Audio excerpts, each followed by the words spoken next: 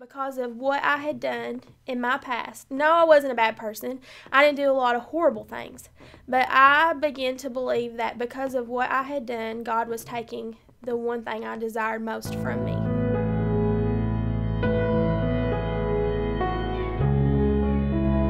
From a young girl, I always wanted to be a mother. I nurtured my baby dolls. I played with baby dolls. I played mommy and baby with my mom. I always desired to be a mom. I met my husband and we got married. We automatically started entertaining the thought of starting a family.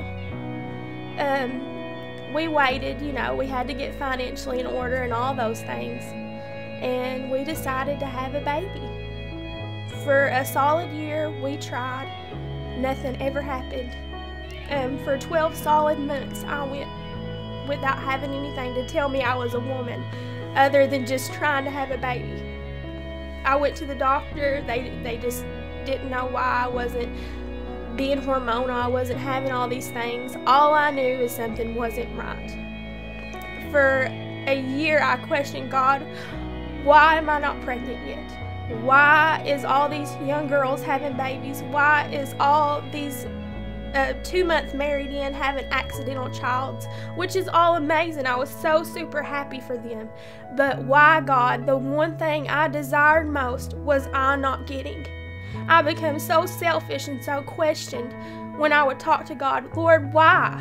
Why am I not getting pregnant? Why am I not good enough?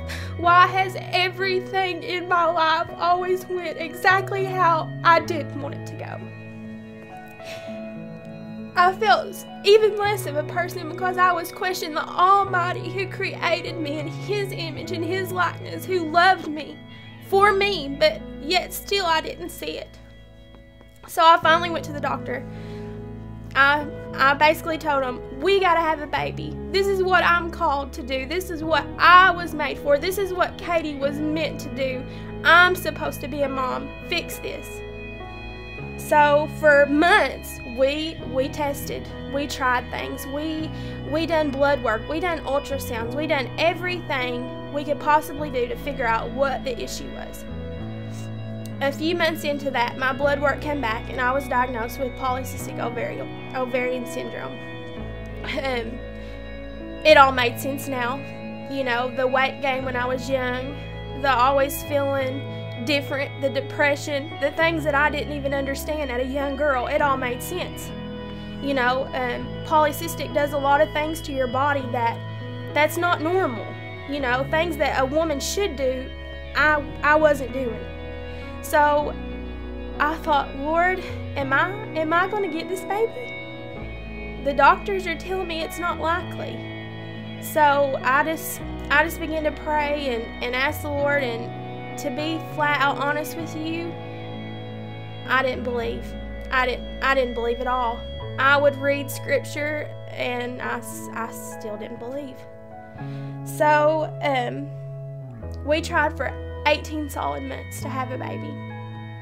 For 18 months, nothing, absolutely nothing happened. No periods, no mood swings, nothing. Just pure hate and depression of who I was because I wasn't getting pregnant. I started birthing so many emotions that I was unworthy. I truly thought in my mind that because of what I had done in my past, no, I wasn't a bad person. I didn't do a lot of horrible things. But I began to believe that because of what I had done, God was taking the one thing I desired most from me. I felt like the worst wife because the one thing I wanted most, and more than likely the one thing he had thought of as a young boy one day being a dad and having a family.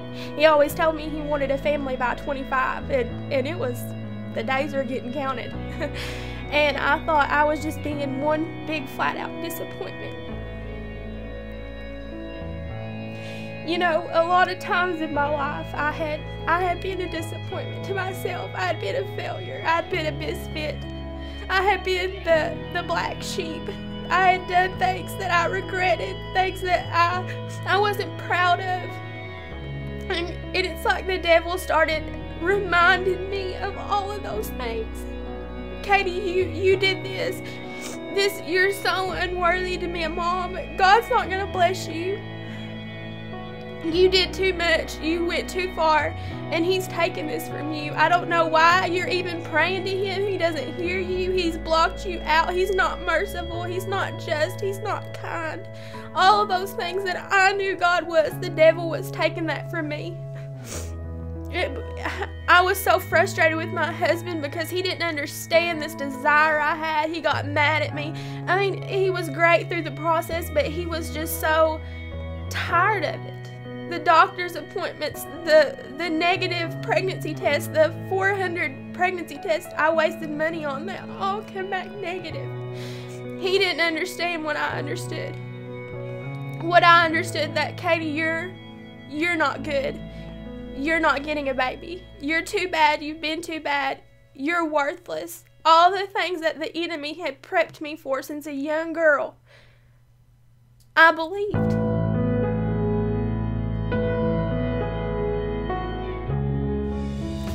This is me now. After 3 months of fertility drugs and them not working, had been to the doctor, had a pregnancy test done by blood, come back negative.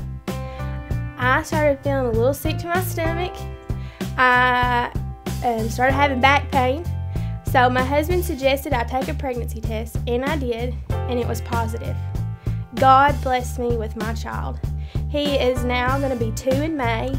He's a bundle of joy. He's precious, and he's all mine.